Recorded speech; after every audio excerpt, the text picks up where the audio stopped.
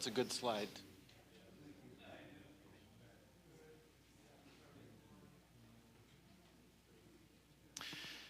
Okay, thank you so much for coming to the Eugene Church this evening for this program. I'm Pastor Greg, and I'm going to say just a few things, open with a prayer. But I'd like to thank Steve Waterson, who is putting on this presentation. You know, we are blessed with some exceptional elders here at this church, and I appreciate each one of them. Each has a different set of skills, health skills, teaching, and some music and things. Steve's is research and putting details together, and he's, in particular, the topic this evening is a topic that he really enjoys, and so I thank you, Steve, for those of you, most of you know him, you've heard some of his sermons, and he's very good at gathering together facts and details along this line. But I wanted to just let you know that the evening's program is being recorded live and will be available on YouTube if you want to look at it later or let somebody else know about it. And you can find that on YouTube by just doing a search for Eugene Seventh-day Adventist Church. And I think it pops up if you just did Eugene Adventist Church. And it'll pop up and you just look for the date and you can find this. So with that, I'd just like to open with a prayer and then turn it over to Steve. Heavenly Father, we've been blessed richly with fellowship and all kinds of blessings this Sabbath day. And now tonight, as Steve guides us through some information about things that are happening in our country here today, I pray that you'd give us wisdom and understanding and discernment. Thank you for being with us and for your blessings tonight, Father. Amen.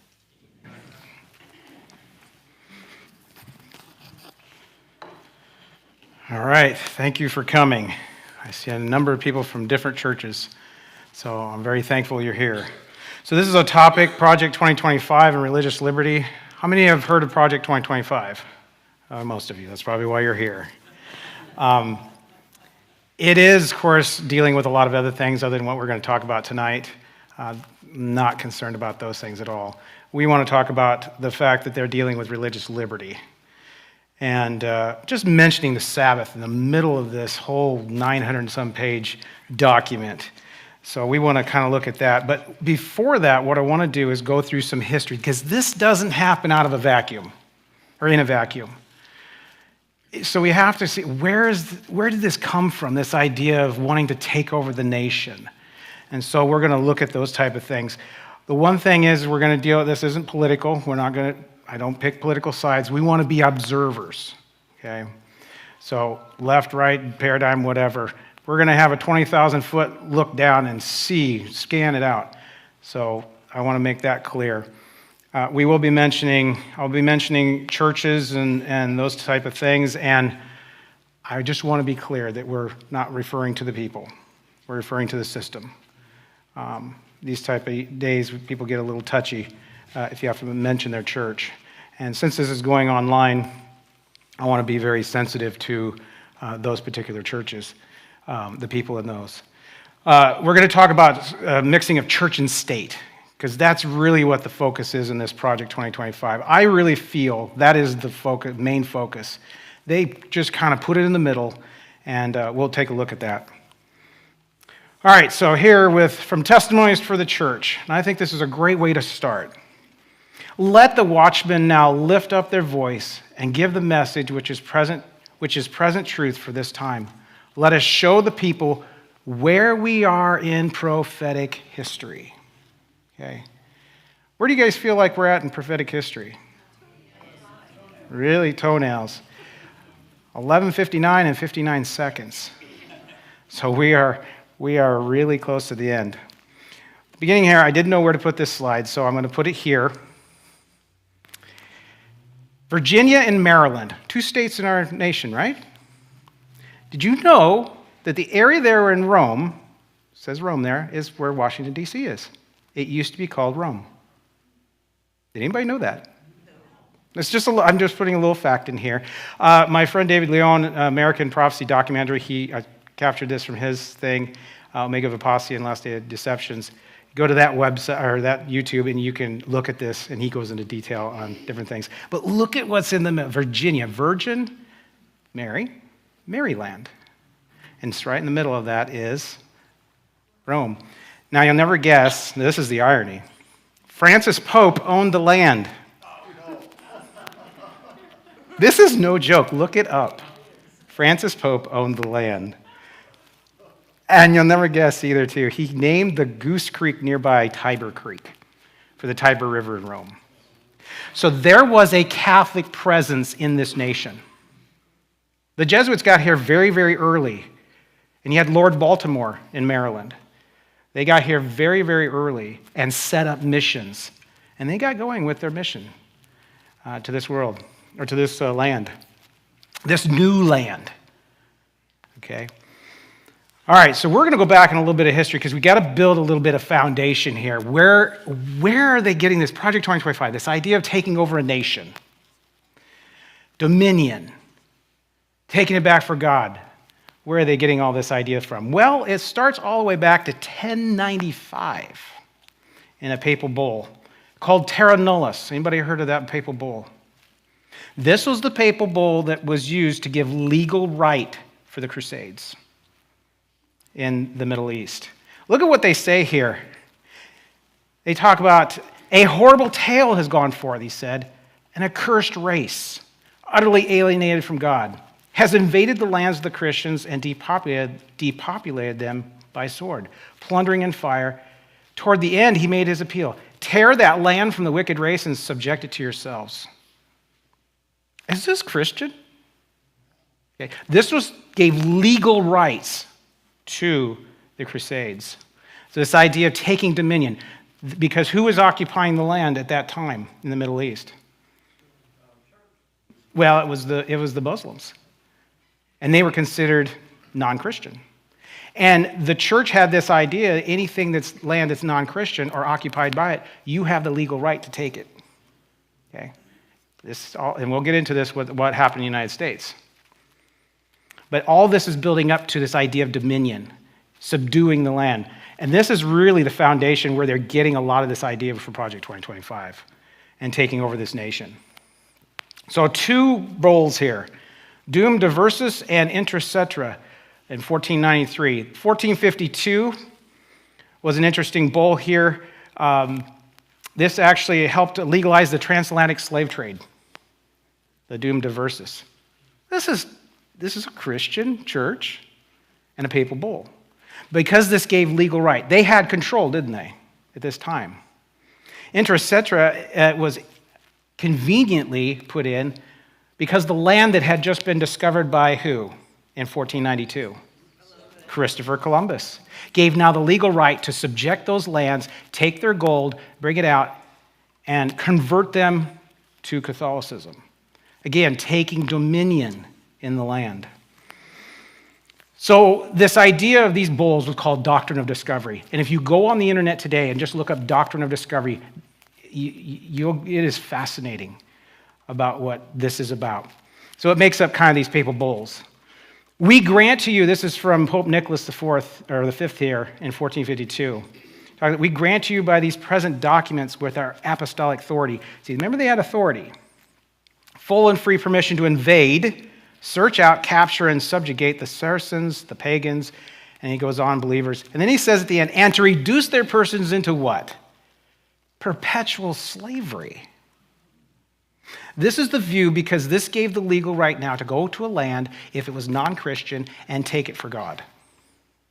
This is dominion. This is called dominionism. And dominionism is very popular within the Christian Protestant world right now. And I would say apostate Protestantism. They're getting that from Catholicism. This is why they're apostate. Okay? Now the bull in 1493 says, bring them to the Catholic faith. You subjugate them, you enslave them, whatever, but make sure you bring them to the Catholic faith. And earlier, Cortez had gone down, and of course, they rampaged the area of Latin America, Mexico, and all that. Isn't it interesting it's called Latin America? Why is it called Latin America? Latin was the language of Rome, wasn't it? Something to think about. So this intra cetra here in 1493 was called Among Their Works.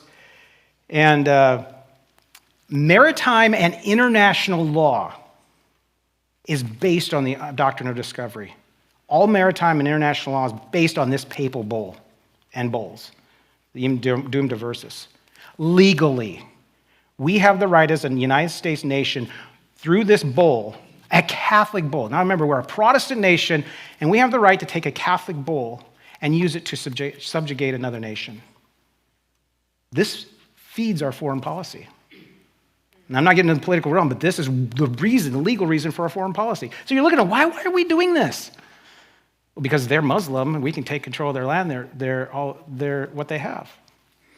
This idea of dominionism then gets into the spiritual world, and it can get ugly.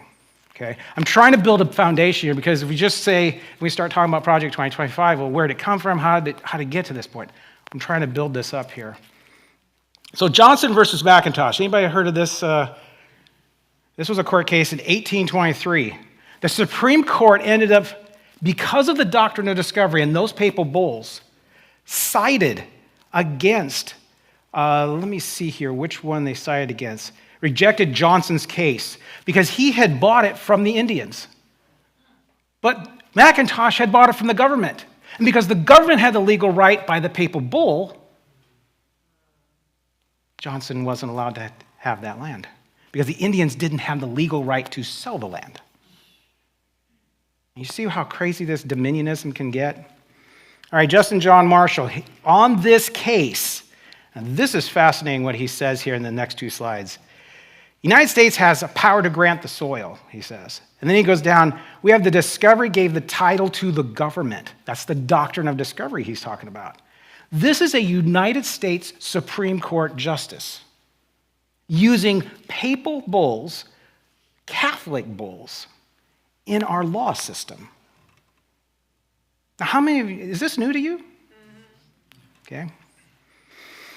Look at the last part there. Conquest gives a title which the courts of the conqueror cannot deny. Now, check this out. Now, this has got some biblical stuff here. The tribes of Indians inhabiting this country were fierce savages, whose occupation was of war and whose subsistence was drawn chiefly from the forest. To leave them in possession of their country was to leave the country a wilderness. Does not the Bible talk about this was a wilderness and the church went into the wilderness? I was talking to a friend of mine, and he said, maybe God was using that legal, he knew that the legal rights would be used, and he was using this language because here it is, in a court case, a Supreme Court case, the idea of this was a wilderness. Because there was probably 1 million or 2 Native Americans in this country. It was not depopulated. But they didn't have a legal right according to this papal bulls. And neither did anybody in Central Mexico, Central and South America. When did John Marshall oppose President Andrew Jackson on the Indian removal? I'm not sure about that. I didn't study that part. You have studied it? Yeah, and look, the Supreme Court, somewhere around 1835, said you can't take the land away from the Indians in Georgia. Yeah. Hey, Steve? Yeah. As much as I appreciate Larry's comments from the audience are not being picked up on any. Yeah, they will be picked up. So we will have a question and answer afterwards, and you'll get a chance to talk about that type of thing. So this is the most recent used, the doctrine of discovery. 2005, the Oneida Indian Nation against the city of Sherrill. The Supreme Court, led by Justice Ruth Bader Ginsburg, ruled against the Oneida Nation, stating that federal law and equity did not allow them to unilaterally reclaim the sovereignty of their land, effectively, get this, upholding the doctrine of discovery. 2005, okay? Our courts are upholding papal bulls. So when we look at Revelation 13, an image to the beast, does it become a little bit more clear how much easier that can happen when already you have papal stuff already in our court system, okay? This right here is a book. This is probably the first time that word New World Order is ever used. Now, every time that is mentioned, people freak out and think some conspiracy. This man was a Baptist minister, okay? And this isn't the idea that you think nowadays. What he was looking at, this was a new world, okay? The United States was still growing. And this idea of a new world. And he was part of a group called the Brotherhood of the Kingdom. It's this idea of making a kingdom on this earth, okay? Again, it's a more of a dominion type idea. Our kingdom's going to be in heaven. He's going to rule. No, they want to rule here on earth. And you'll see this. And he was actually what would be considered a Christian socialist. This was very popular at the time. And the social gospel. So he says, we are coming to see that the kingdom of God in Christ's conception never means anything less than a righteous human society on earth. What? This is a Christian minister, okay? And he says, we are called to find the defects in the present social order and lay new and Christian foundations. We are called by the Christian hope to reconstruct the social order. It's all about the society because the society needs to be perfected. Okay? We can perfect society, we can perfect the people, and we'll become perfect. It was all about perfection. So perfectionism, and especially as Adventists, we talk about perfectionism. A lot of this comes from back in here, in the 1800s, the idea of the holiness movement and the perfectionism. This is where it's coming from. They were thinking perfection a little bit different than maybe we think about. So this idea, we are called by Christian hope to reconstruct the social order in accord with the will of God and the ideal of the kingdom. So it's the idea of the kingdom on this earth. This is Samuel Zane Batten. He had a number of other books too. There's another one here I'll show in a moment. We should go forward and demand a better system. This is what he says. Our course is therefore clear. We must change social conditions. This is exactly the language that the Dominionists and the Project 2025 are using today. We need to change our social order. We must change social conditions and build a Christian social order. First time New World Order was ever used by a Christian, Protestant. This is where this comes out of. It doesn't come out of some spirit or conspiracy theory. This is where they were serious. Okay? We must so reconstruct the order as to prevent the tragic ills of society and build up life in its fullness and power. So they had an agenda. I mean, this is Protestantism here. The kingdom of God, and this is from the social task of Christianity, and you'll start to look and you'll start to see socialism that we see today is in his books. So the socialism we see today is coming from this apostate Protestantism. Okay? This is fascinating because it's this idea of the kingdom and dominion, and it really builds a foundation for Project 2025 and what they want to do, their agenda. The kingdom of God is the growing perfection of the collective life of humanity. Collectivism. We can perfect society. It's not about perfecting the individual or an individual. And they don't look at sin the same way. They look at sin as in the collective, in the group, not individual. It says it is the redemption of man's mental, moral, and spiritual life. It means a perfect man in a perfect society. God's kingdom is come and God's will is done in society where all have daily bread, where men remove the clauses of temptation from their brothers and destroy the things that are evil and defiling. It's amazing. It's amazing what he says. So he gets his ideas actually from a man named Catholic Thomas More. And he says this, for things will never be perfect until human beings are perfect. What? Which I don't expect them to be for quite a number of years. He was right there. But his book was called Utopia. This is actually the first word the word utopia is mentioned. This idea of this perfect world. When are we going to have a perfect world? In heaven, thank you. All right. And really, he was getting his ideas from Plato and Plato's Republic. This is Platoism. Platonic ideas, it's Greek philosophy. So this man right here in the later part of the century of the 1800s, Walter Rauschenbach, you're learning some things here. I learned it when I put this in here. He was another socialist. This is some of his books, Christianity and the Social Crisis. These look like books that could be written today. Prayers of the Social Awakening. Christianizing the Social Order. A theology for the social gospel. The social gospel, we've heard about that, haven't we? This is where it's coming from, apostate Protestantism. So when I see social gospel within the Adventist church, we need to raise some alarm bells. Where are they getting it from, and what are they thinking here? He believed that salvation could only take place by redeeming the social order. Not salvation was by an individual. No, it's all about the collective. It's about the group. It's like that idea of groupthink that we hear today. Yeah, so he was part of this group called the Brotherhood of the Kingdom. Again, humankind must be perfected before Jesus comes. We haven't heard perfection like that, have we, in our church? We need to be perfect before Jesus comes? Got to be careful, because these ideas come from these social Christian socialists. We must be very careful. This is why we have to be on guard and be watchmen on the wall.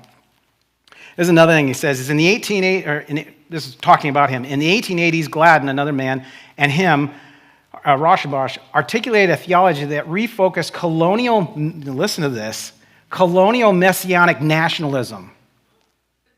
Do we hear Christian nationalism today? This is where they're getting this from. Okay?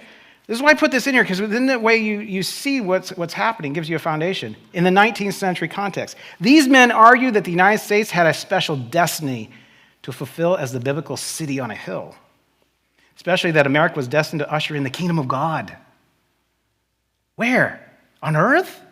In this nation? What does the Bible say in John 18:36? It says, Jesus answered, "My kingdom is not of this world." You see, they're trying to build a kingdom on this world. "If my kingdom were of the world, then would my servants fight, that I should not be delivered to the Jews. But now is my kingdom not from hence." His kingdom is not here. We're looking for a better place, aren't we? Okay.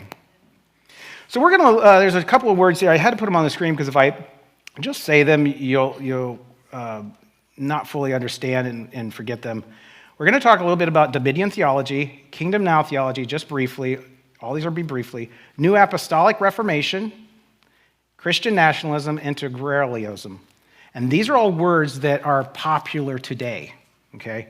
And I know in our little Adventist bubble, a lot of times, this is there, but this is going to eventually affect us, okay? And this is why we're doing this talk.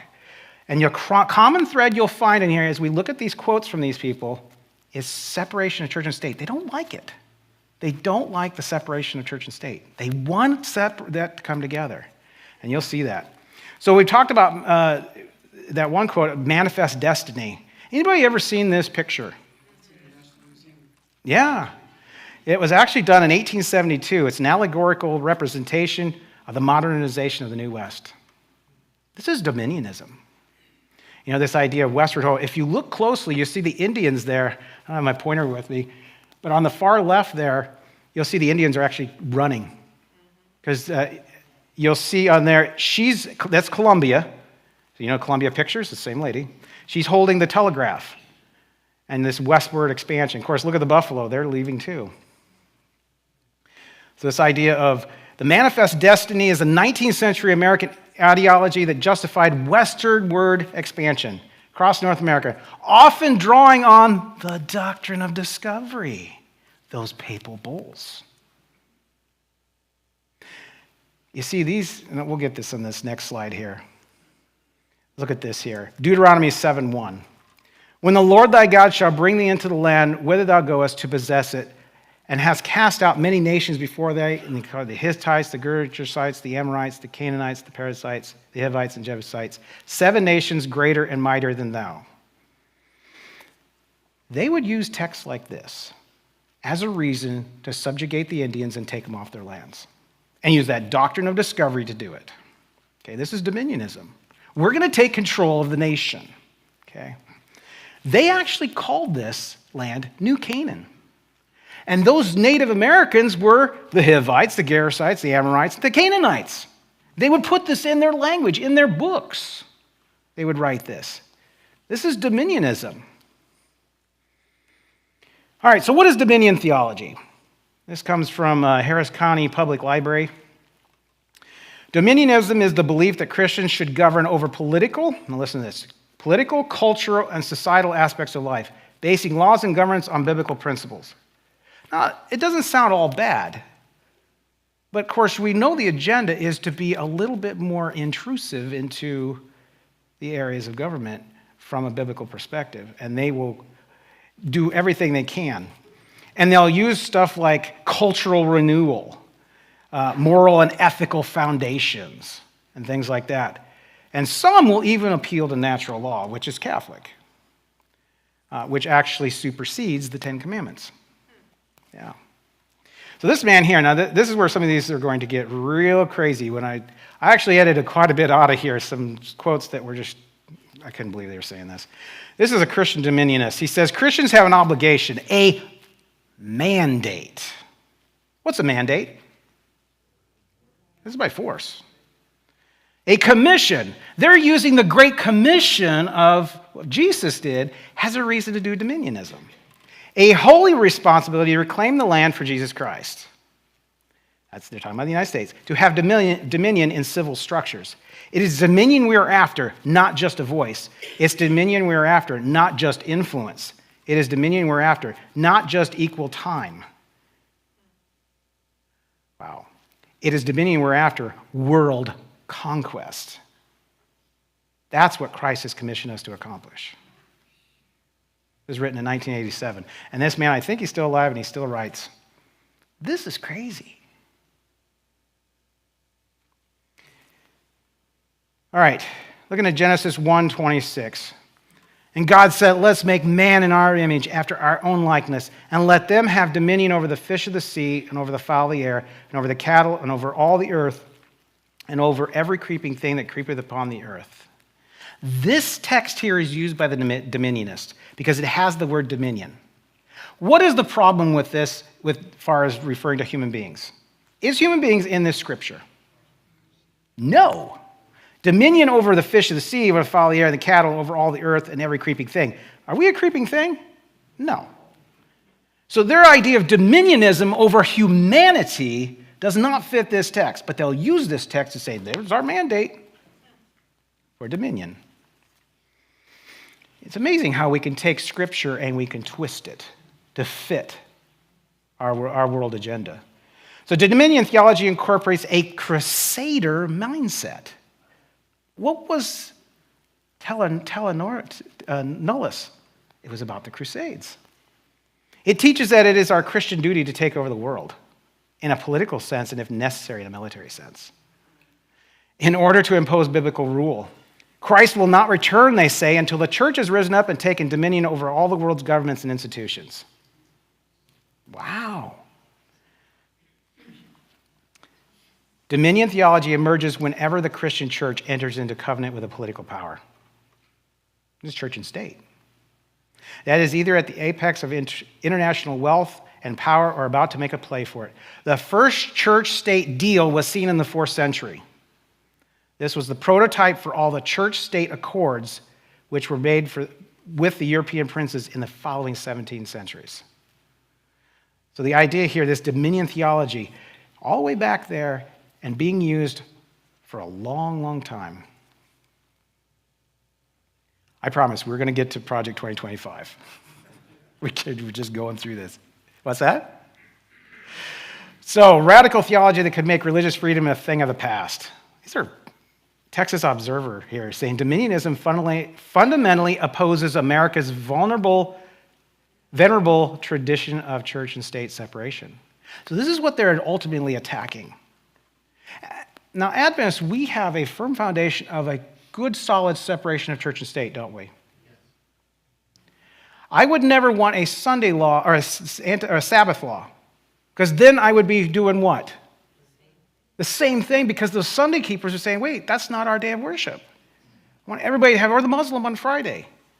We want it to be free and open to everybody. So here's the text really for dominionism, or dominion. To him be the glory and dominion, not us.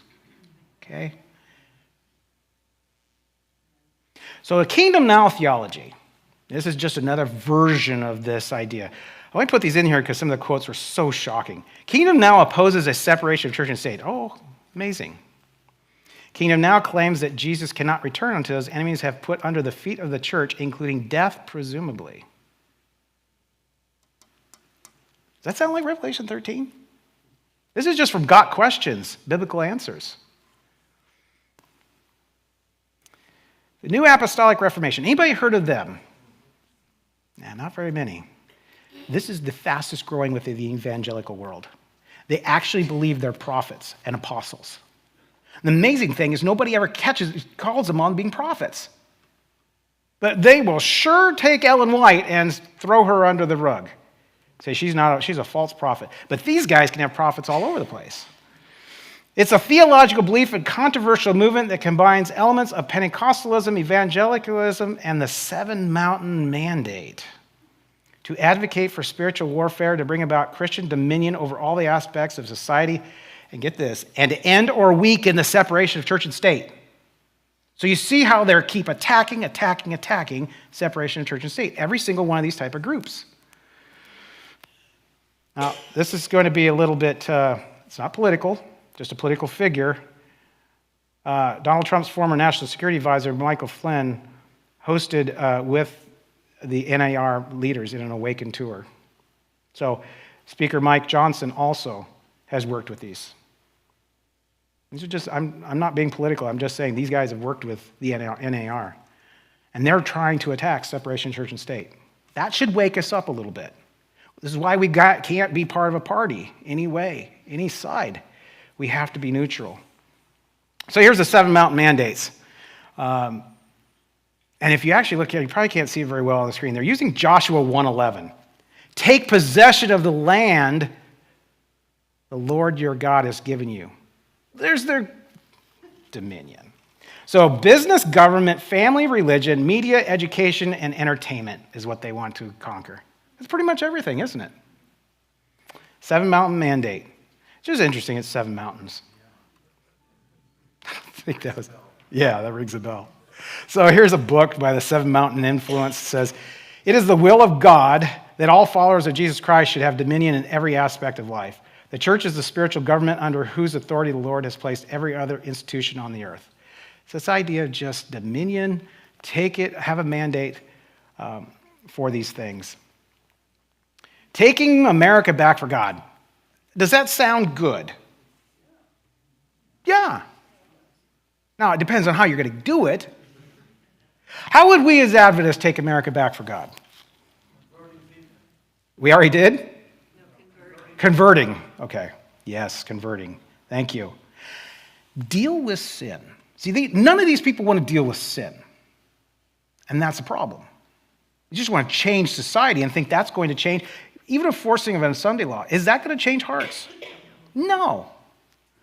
So it says from this book, the belief that America has been and should always be a distinctly Christian from top to bottom. In its self-identity, interpretation of its own history, sacred symbols, cherished values, public policies, and its aims to keep this way. Now the interesting thing is John Adams would disagree. Was he one of our founding fathers? He says the government of the United States in the Treaty of Tripoli is in no sense founded on the Christian religion. That's the opposite of what they just said. Would John Adams know a little bit about that? I think so. So do we have Christian principles? Yes. But founded on the Christian religion, no. Because we have this thing called separation of church and state. We can't just say one religion is now higher above another. I wouldn't want Adventism higher than anybody else in this nation, even though I think we have the truth. All right, so here's this next video here. I think, Clayton, are you ready to put the audio up on this? We have a little audio issue on this one, but listen to what he says. This is a YouTuber, Vincent James O'Connor, and just hear what he says. It will shock you. This is their belief. The only way to start the return to moral order in this country is by force. It's the only way. It's the only way. It has to be by force, at least for a time. We have to regulate morality by force, at least for a time. It's literally the only solution. And people have to start to realize that it is the faith in God, Christian understanding of morality. It has to be the foundation. And this is not going to be done by choice. It's just not at first. It's not going to be done by choice at first. Isn't that crazy? I had another video I took out of here where he said, actually, we're the Christian Taliban. Yeah, I should have put it in there. I was trying to just for sake of time. Yeah, Vincent James O'Connor, look it up on YouTube. People blast him for this. We're the Christian Taliban. And then he talks about, it's fascinating, he talks about The Handmaiden's Tale, something like this, some book. Well, it's all about this authoritarian where the government takes over. He's like, we're going to institute The Handmaiden's Tale or whatever it's called. I'm like, are you serious? This is a popular YouTuber. This Christian nationalism. All right, here's a book here by Stephen Wolfe. He even gets a little bit more interesting. The classical Protestant position is that the civil magistrate can punish external religion. Heretical teaching, false rites, blasphemy, and Sabbath breaking. Now, the classical Protestant position, yes, they didn't quite understand the separation of church and state, but there was Roger Williams who understood separation of church and state. And it is not the state's job to do the thing that is supposed to be the church. Civil government can and ought to direct the people to the Christian religion. Is that the job of government? If you go online and you look at some of these other quotes from him, it's just shocking. The establishment of the Christian Sabbath contributes to Christian national solidarity. Just amazing. All right, we have a video here of him talking about the Sabbath.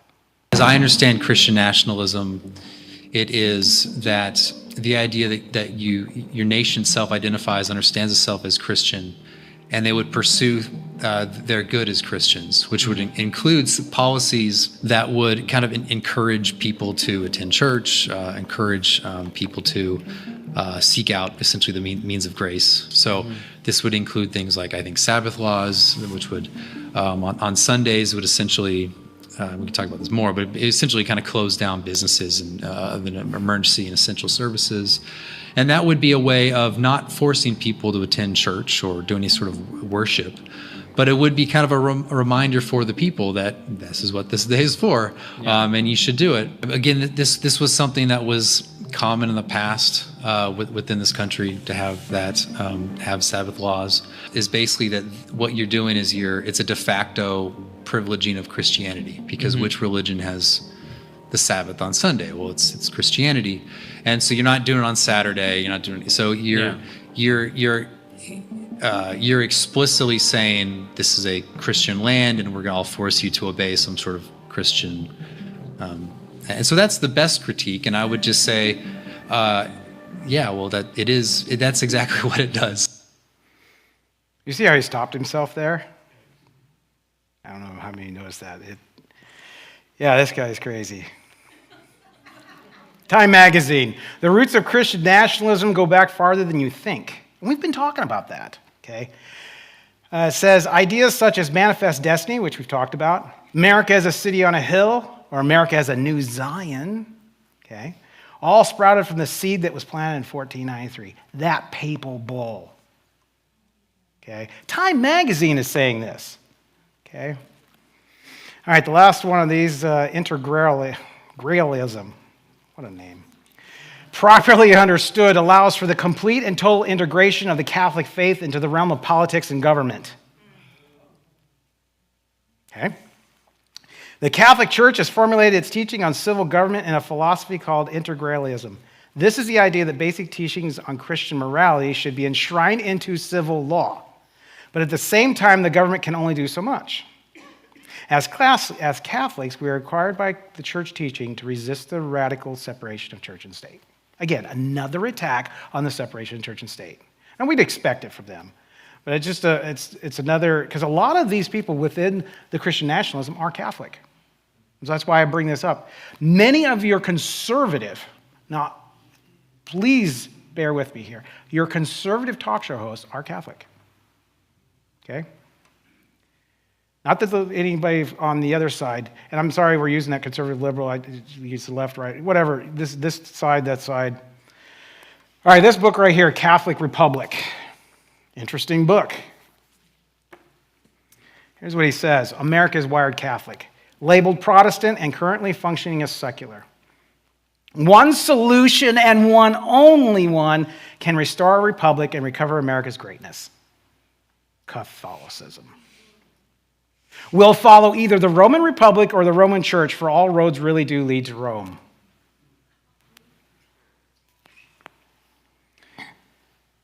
Just as the fading Roman Empire wound up needing Catholicism in the 5th and 6th centuries, so too does America, the republic founded expressly against Catholicism. This was a Protestant nation. But he's saying the only way we're going to survive, we have to make an image to the beast. This is Revelation 13, and he doesn't even see it. He doesn't understand it. And this book is just it's full of this. He's philosophizing that America will perish without Rome. Empires have shelf lives, and we're near the end of our shelf life. It's only about 260 years, 280 years that they last. I don't know where we're at right now, 250, something like that. And we're on the downward swing. And any empire, now the Roman Empire survived because they came to church and state together. And that's how they believe America is going to survive. So when all breaks loose, many of these nationalists are going to go, well, we have to make an image to the beast. It's the only way we're going to survive as a nation. Okay? Washington and Lap of Rome. I don't think I have it here. Yes, it's another book. Great little book, Washington and Lap of Rome. This guy, 1888, he said this: "The surrender to Rome of the capital of the great republic means death to liberty." I couldn't say it better myself. We cannot surrender to Rome. And of course, the Justinian Code in 538. This was this was where the start of what? The 1260-year prophecy, which was a counter to the working of Christ and his 3.5-year ministry. Because was that not 1260 days? Day for a year principle. They were countering, they were actually a false understanding. Because during that time, what was thrown to the ground? Truth. The sanctuary thrown to the ground. Instead, the Mass. So 538 started this. They actually had Sabbath laws, persecuted people on the Sabbath that were Sabbath keepers. In 538, I have a book at home, has these laws. Sabbath laws in 538. Started the Justinian Code. And of course, the Napoleonic Code in 1798 ends that, and then we have liberty. And out of that, of course, the United States and those things. Ayn Rand, anybody ever heard of her? Okay, a few of you. She's a little bit, she's older than I am, so. 1967, she says, "The Catholic Church has never given up the hope to reestablish the medieval union of church and state, with a global state and a global theocracy at its ultimate goal. The Roman church state is a hybrid," and she's so right. It is totally a hybrid. "A monster of ecclesiastical and political power. Its political thought is totalitarian, and whenever it has had the opportunity to apply its principles, the result has been bloody repression." If Protestants were true Protestants, they'd be aware of this.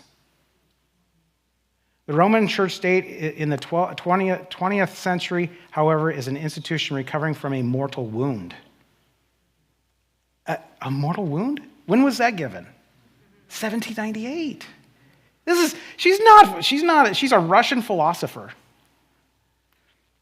Didn't he really understand what she's saying? If and when it regains its full power and authority, it will impose a regime more sinister than any the planet has ever seen. Wow. I have this picture up on the screen of the seven-headed dragon and that obelisk there in St. Peter's Square. Dominion of the state. So Great Controversy says here, Rome is aiming to reestablish her power, to recover her lost supremacy. Let the principle once be established in the United States that the church may employ or control the power of the state. That religious observance may be enforced by secular laws. In short, that the authority of the church and state is to dominate the conscience, and the triumph of Rome in this country is assured. Now, hopefully if we have time at the end, I'll show you where even some Adventists are saying, no, this is not, we don't need to be worrying. Render to Caesar the things that are Caesar, and to God the things that are God's. This is the biblical separation of church and state. I'm rendering to Caesar, I'm giving taxes to him. That's rendering to him. Giving my tithes to the church is rendering to God, right? But in Catholic countries where they have concordance, you actually have to pay tax to the Vatican. And there's over 100 in this world that have concordance with the Vatican. And they pay money into the Vatican. It's amazing. Roger Williams here, he says, when they have opened a gap in the hedge or wall of separation between the garden of the church and the wilderness of the world, God hath ever broke down the wall itself, removed the candlestick, and made his garden a wilderness, as at this day. And he should know about separation of church and state, because he had to flee. And of course, he ended up in what became Rhode Island, Providence, was because he was forced to move. Another thing he says, forced worship stinks in God's nostrils. I like that one. So what about some of our presidents? What did they think of separation of church and state? Well, this was Ulysses S. Grant. I was actually shocked that he said this. Declare church and state forever separate and distinct, but each free within their proper spheres. That's wonderful. Because if you need to clarify at the end there, each in their proper sphere. How about John F. Kennedy? I believe in America where the separation of church and state is absolute. And later in there he says, and this was to the Greater Houston Ministerial Association in 1960, he actually talked about the Pope. I'm not going to listen to the Pope, basically. And those are not the type of things you say. And of course, his life was cut short 3 years later. All right, now we're going to get into some of these people that are much closer to this idea of Project 2025. This is Speaker Mike Johnson. The founders wanted to protect the church from an encroaching state, not the other way around. What's wrong with that statement? The founders wanted to protect the church from an encroaching state, but not the other way around. So you're saying, and which I agree, we don't want an encroaching state into the church. But the other way around, now the church is in the state's business? You see where that leads. We had the Dark Ages that covered that. Here's another thing. He says the separation of church and state is a misnomer. This is our acting Speaker of the House. Again, I'm not party affiliated here. We have to look at this for what it is. He's not on our side. He's not for separate. And this is a guy who has studied this for years, 20-some years. He thinks he knows about separation of church and state. All right. This lady here, of course, got a lot of flack for this, but I'm going to play it because I think it fits well with this. The church is supposed to direct the government. The government is not supposed to direct the church. That is not how our founding fathers intended it. And I'm tired of this separation of church and state junk that's not in the Constitution. It was in a stinking letter, and it means nothing like what they say it does. It was in a stinking letter, she says. This is Lorraine Brobart, U.S. House Representative. She got flack for this. Well, let's look at that. 1802, Thomas Jefferson actually used Roger Williams' ideas when he penned this to the Danbury Baptists.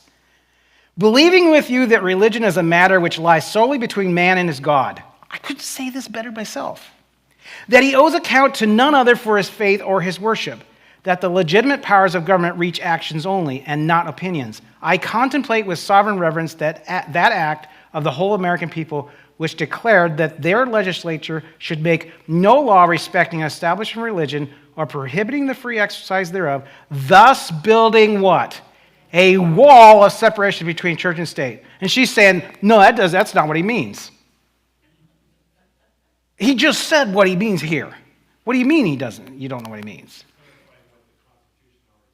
Yes, he's clarifying what the Constitution already said. So this Constitution, we the people. Congress shall make no law respecting an establishment of religion, Clause 1, or prohibiting the free exercise thereof, Clause 2, or abridging the freedom of speech or of the press or the right of the people peaceably to assemble and to petition the government for redress of grievances, Clause 3. Now check this out. Stephen Bohr did a really great job breaking this down. He says, notice that the intent of the First Amendment is not to forbid the establishment of a church or a religion above another religion or church. The word religion in the First Amendment is not preceded by a definite or an indefinite article. It's not saying particular. And that's it. That's very important. And he says, when either of the first two clauses of the First Amendment are violated by the government, the inevitable result is the loss of the third one. When the first two go, the third one goes by default. And this is where they want to take us. These dominionists and the like. So 2 horns like a lamb. We had clause 1 and clause 2, religious liberty and civil liberty. Church without a pope and government without a king. But the Catholic world says this: we do not accept it, the Constitution of the Republic of the United States of America, or hold it to be in any government at all. If the American Republic is to be sustained and preserved at all, it must be the rejection of the principle of the Protestant Reformation and the acceptance of the Catholic principle. It was back in 1871. They did not like, actually, I took it out of my slides. It's a picture of the Pope going through, it's a cartoon, going through the ballot box and trying to tear down the Constitution. All right, church and state. We're getting through this. So on the screen, we have the papal crests here, or the papal keys. You'll see up there on the screen on the left-hand side. You have the gold key and the silver key. The gold key represents the power to bind and loose in heaven, or spiritual authority. The silver key represents the power to bind and loose on earth, or temporal authority. Now look at the right one, and it's the state, national security, the NSA. What key do they have? The silver one, the state one. They understand they don't have the authority of the spiritual, but not the papacy. The papacy has both. And then they have the little cord that ties them together. I always say the NSA, it's the only part of the government that actually is listening to you. Anyway, Geneva has the golden key because it symbolizes the church regulations, treasures, and responsibility.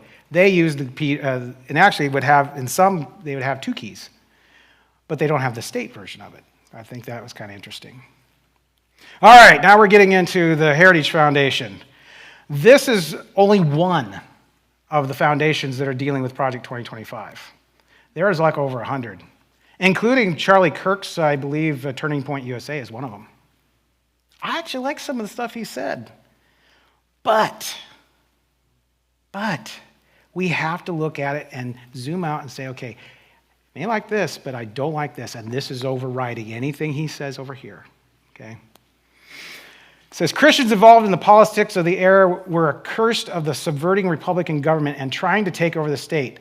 Complained one group of citizens, the Christian political activists are infusing the spirit of religious intolerance and persecution into the political institutions of the country, and which, unless opposed, will result in a union of church and state. They're lamenting this idea of, there's people that complain about this, and they're talking about the bitter debate here in the 19th century. So Kevin Roberts, who is now controlling the Heritage Foundation, is Catholic, and he is part of a group called Opus Dei. I actually have a book up here. Opus Dei is an investigation in the powerful and secretive society within the Catholic Church. They were founded about a little over 100 years ago. Now look at what he says. One of the core tenets of Opus Dei, he gets his spiritual formation from Opus Dei. He goes weekly, okay? Heritage Foundation, one of the leading contributors of Project 2025. They don't believe in the traditional separation of church and state. Well, surprise, surprise. Instead, this professor says of theology, religious studies at Villanova University, it believes the two ought to have a symbiotic relationship. So then, I'm kind of inquisitive, and I wanted to look at what's the word symbiotic, because I didn't know what that meant. All right, check this out. Mutualistic, there's 3. Mutualistic, communalistic, and parasitic. Now, which one do you think fits this? The first one is mutualistic. Both species can benefit from the relationship. Okay? All right. Communalistic. One species benefits while the other is not harmed or helped. Now, the parasitic one species benefits while the other is harmed. I think fits better with with this relationship. So, Kevin Roberts wrote this book called Dawn's Early Light, Taking Back Washington to Save America. J.D. Vance, the now elected VP, wrote the foreword. And they're outlining a second American Revolution. Now, what kind of revolution? And he's actually said it won't be violent if they don't want it to be. That's scary. Now, Ellen White does talk about a civil war in this country. Whether this will attribute to that, I don't know. Let's look at here. This is really the book that he tried to do, and he pulled it. Burning down Washington to Save America. They thought that was a little too controversial, so they pulled the cover. All right, Project 2025 has been around, or the Heritage Foundation has been around a long time, since 1973. And you never guess who started it. It's a man named Paul Weyrich, a Catholic. Okay, so this is a Catholic think tank. They've been, and on the screen here, you'll see a number of different mandates. They've been doing this for a long time. The first one was mandate for leadership with Reagan. 60% of the mandate was actually used by Reagan. When Trump in 2017 used also around 60% of the mandate for him. What do you think he's going to do this time? God help us. And hope he doesn't use the Sabbath one that we're going to just discuss here in a moment. That's not part of that 60%. So it's a mandate for leadership. I don't like the word mandate. I'm going to be honest. Do not like the word mandate. I know it was used 4 years ago for something, and I don't like it. I don't like the mandate. Because that's force. By force and conscience is at risk there. Project 2025, here we go. Now you have the background, this idea of dominionism and taking control. We want to take back America. We're going to burn down America, or to save America. Burn down Washington to save America. All right, Sabbath rest. God ordained the Sabbath as a day of rest, and until very recently, the Judeo-Christian tradition sought to honor that mandate by moral and legal regulation of work on that day. Moreover, a shared day off makes it possible for families and communities to enjoy time off together, rather than as an atomized individuals, and provides a healthier cadence of life for everyone. Unfortunately, that communal day of rest has eroded. Which day do you think they're talking about? Sunday. What's communal? The common, yeah. Common day of rest. Under the pressures of consumerism and secularism, especially for the low-income workers, they always mention the low-income workers because they know they can get a civic Sabbath in, but they can't get a religious one. So they put the workers in there. All right, Congress should encourage communal rest by amending the Fair Labor Standards Act to require that workers be paid time and a half for hours worked on the Sabbath. That day would default to Sunday. Okay? That's not out of coincidence, is it? Oh, well, we might let you do your Sabbath thing, but eventually it's going to default to Sunday. Except for, now here's the exception, okay? Except for employers with sincere religious observance of a Sabbath at a different time. Oh, they're thinking of us. Friday sundown to Saturday sundown. The obligation would transfer to that period instead. Houses of worship, to the limited extent they have FSL, blah, blah, blah, covered employees. Employers legally required to operate around the clock, such as hospitals, first responders, and then they go on. Workers otherwise exempt from overtime. So the idea of communal again, common, workers' rights. You'll actually notice when we look at the Blair Bill here in just a sec, the Blair Bill said almost the same thing. This was the Blair Bill of 1888. That was going to be a Sunday law, if not for A.T. Jones. All right, here's a video. This is Jonathan Berry. He's the one who wrote what I just read on the Project 2025. He's the writer of the Department of Labor section. He is now in the Trump cabinet. Okay? Just interest sake. One of the interesting proposals that you've laid out in Project 2025 handbook from Heritage is stuff around the Sabbath. Mm-hmm. What are some of the ideas that you have there? Yes. This is. It sounds controversial. Mm-hmm. In many respects, it is a return to something that basically always everyone ever had. Mm-hmm. And it's specifically the idea of encouraging Sabbath rest through discouraging commerce on the Sabbath. The proposal that's in our book is amending the basic federal overtime law, Fair Labor Standards Act, to require that overtime be paid for all work done on the Sabbath.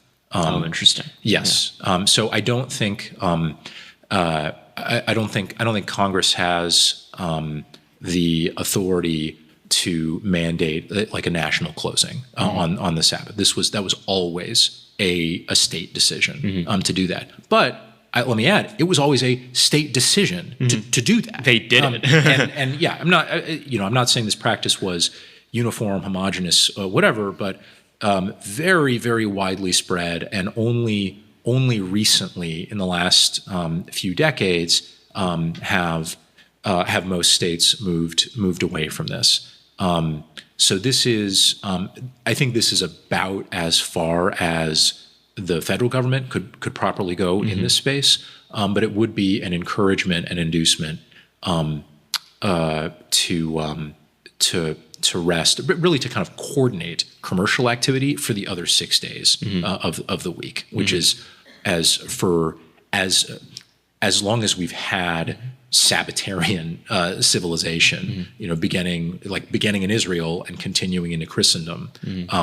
This is something that's been increasingly a part of the rhythm of civic life.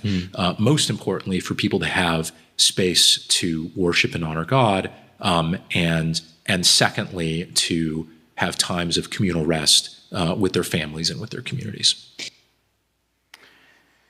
Anything that struck out at you at that? He talked about states' rights. Okay? Well, government can only go so far. What about we start encouraging the states to start to do this? See, this is just an entering wedge. We're not saying this is the start of a Sunday law.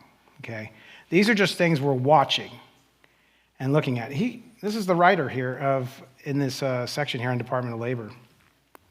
All right, we're going to go through these for the sake of time a little quickly here.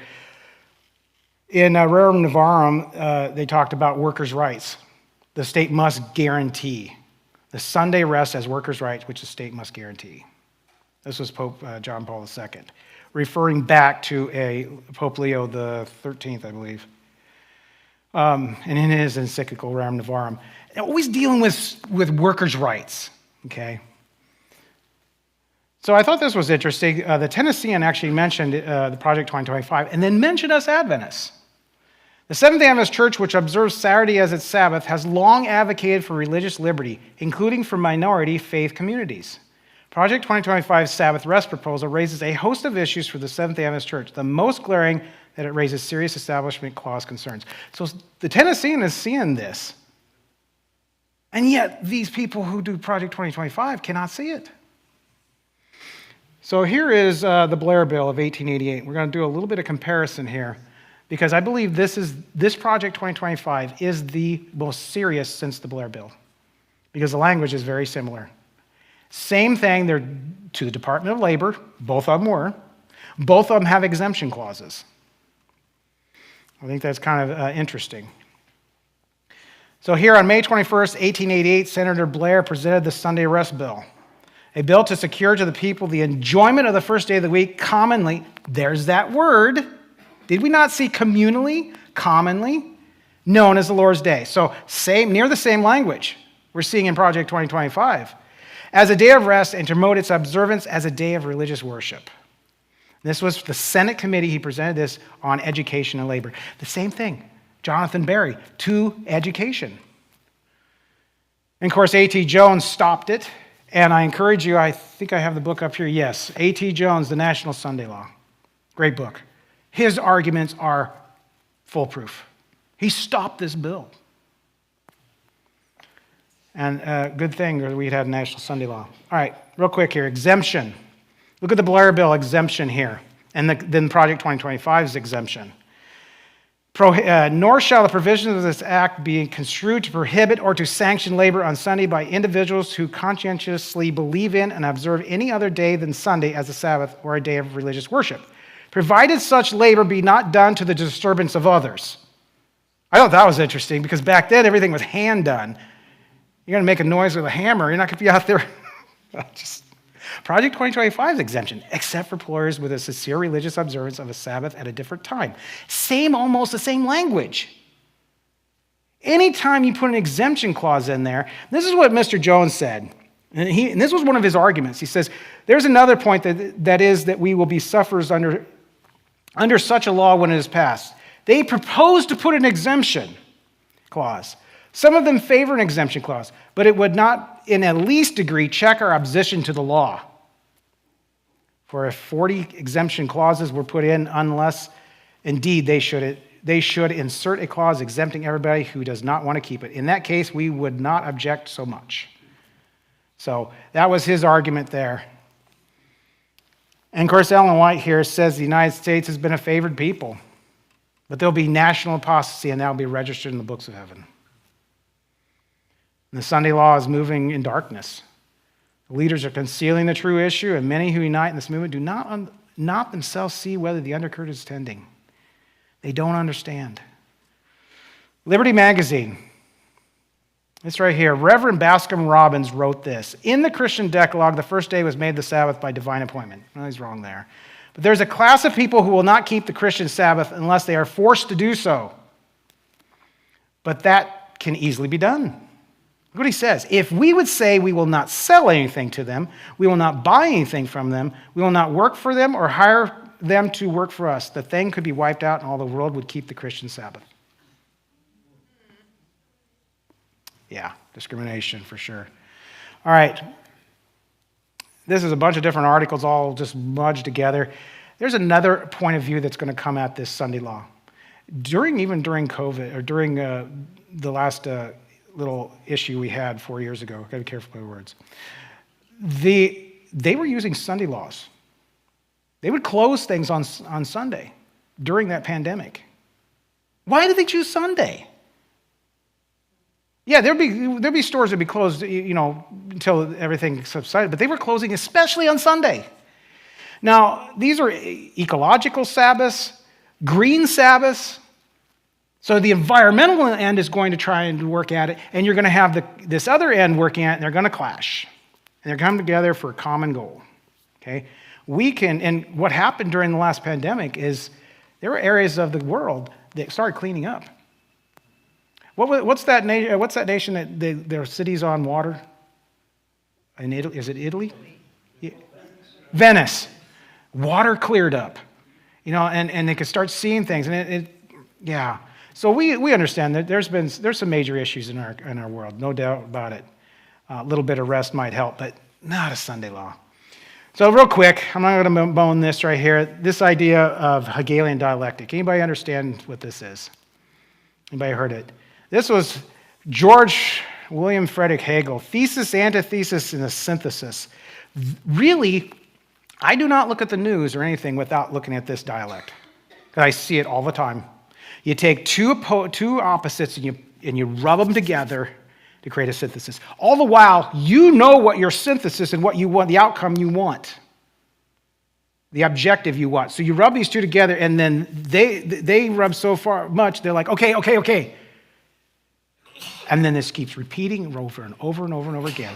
So let's look on the screen here. You have Christian nationalism as a thesis, World Economic Forum 2030 Agenda, which is the opposite. Klaus Schwab was mentored by a Catholic. Christian nationalism, Project 2025, started by Catholics. So you have Catholicism here really kind of from both ends. And the synthesis would be religious freedoms removed. That's how this Hegelian dialectic would work. And once you understand this, you will never see the news the same. Because this world, the left, right, conservative, liberal, Republican, Democrat, they're only putting these together to get you to pick a side. But this is why we can't pick sides.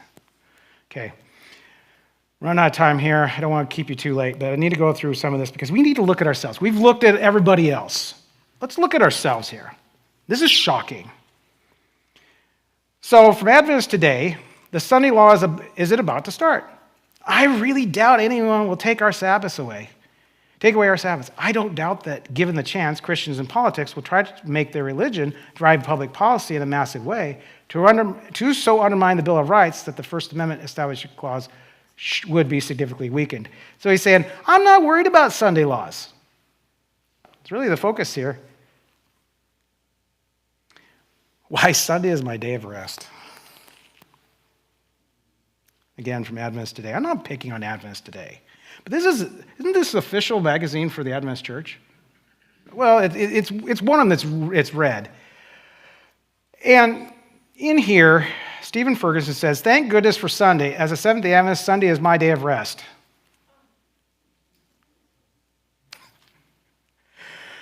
I have no fear of an impending Sunday law. In fact, I welcome it.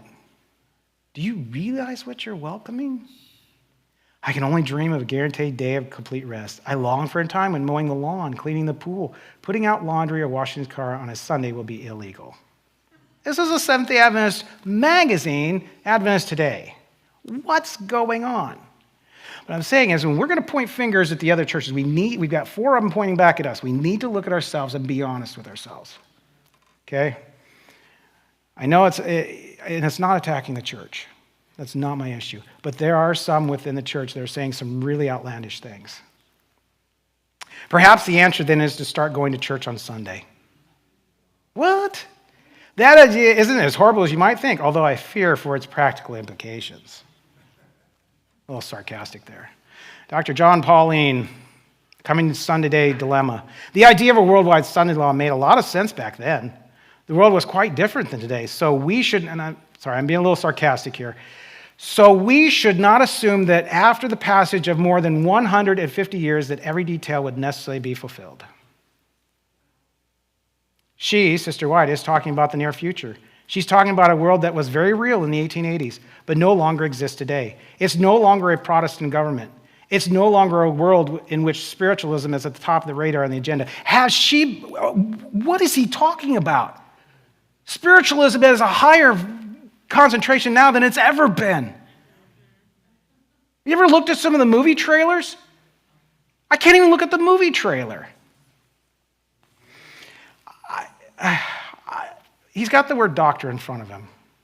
And I'm sorry, but a PhD or anything that does not make you smart or wise. The expectation that in the end of time a universal Sunday law would be enforced by civil authorities upon the assistance of the public and at the demand of the apostate churches seems to be more and more unrealistic. No, it's more realistic than ever. All right, this one here, we're winding this down. Here's one of my conservative base that's really going to like a constitutional amendment requiring folks to attend church on Sundays. This was randomly put into a magazine. You'll see the magazine here on March 9th, 2004. No caption, nothing underneath it, just randomly put in there. This is agitation. Ellen White talks about agitation. Okay? Just putting these little messages out there. Sooner or later, Sunday laws will be passed, but there's much more for God's servants to do to warn the people. And then this man here, Randir Brisma, talks about his book here, and he had actually a forum. They had to change the forum setting because in Loma Linda there was such outrage because he was having a Catholic priest and he was going to talk about his book. I believe, he says, the readers of my book will note that Adventists have at least officially continued to insist that throughout its history, Roman Catholicism has not fundamentally changed and that it will not really change in the future. I believe it's time to distance ourselves from this characterization. Rome never changes. All right. With our criticism of Catholicism, we often tend to forget how much we owe to the Church of the Centuries. What do we owe Catholicism to the Church of the Centuries? As Adventists, do we owe anything? Can you name one thing? Okay. What's he talking about? In the Catholic Church, the dicastery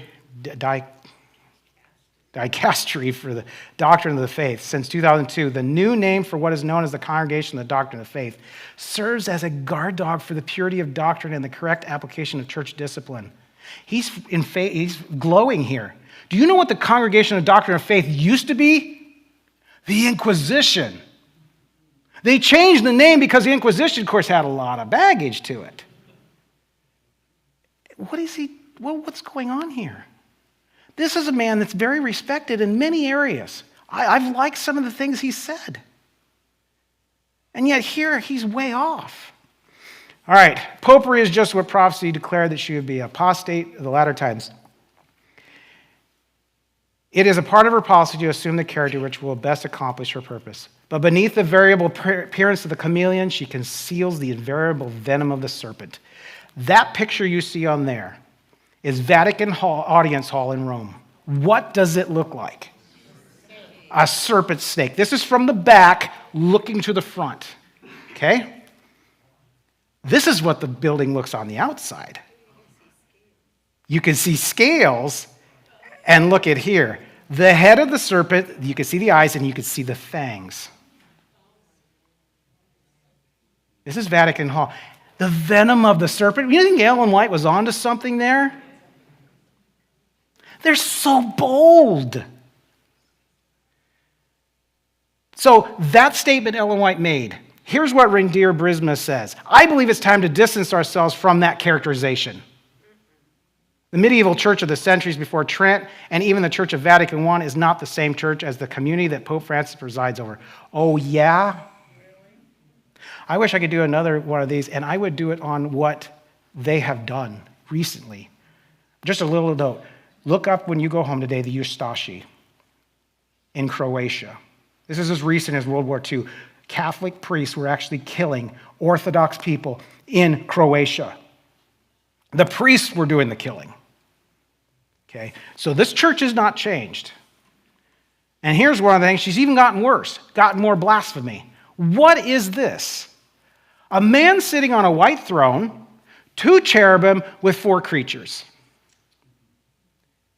Isaiah 37:16 talks about the 2 golden cherubim, and Revelation 4:6-8 talks about the living creatures. She's not changed. She's even worse. All right, last 3 here. Lord has shown me clearly that the image of the beast will be formed before the probation closes. For it is to be the great test for the people of God. This is a test that the people of God must have before they are sealed. There's a time coming where we're going to be tested, every single one of us. Okay? And it's important that we hang on to God, hide and abide in Christ. Hold on to Him. Even your commandment keeping won't be enough. Yes, it will be, you need to do it. But you need to hide and abide in Christ because that's your only assurance. Okay? I can't have assurance even in what I do because what I do has corruption attached to it. I'm a corrupt channel. Okay? Everything I do, it's not perfect. As the approach of the Roman armies was a sign to the disciples of the impending destruction of Jerusalem, so may this apostasy be a sign to us that the limit of God's forbearance is reached, that the measure of our nation's iniquity is full, and that the angel of mercy is about to take her flight, never to return. This nation is going to give itself over to Rome, and its cup of iniquity to be filled up. Our last slide. This gives us hope, okay? And when these things begin to come to pass, all that we've talked about, as it starts to get heated up, then look up. Lift up your heads, for what? Your redemption draweth nigh. There's our hope. Coming of Christ. That's what we need to look to. And there are trying times coming, no doubt about it. But just hold on to Christ.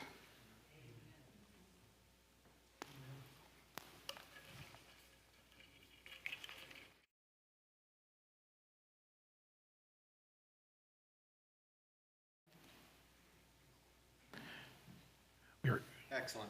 We're going to do some. There we go. If I turned it on, it would help. We're going to do some question and answer. Did you appreciate that?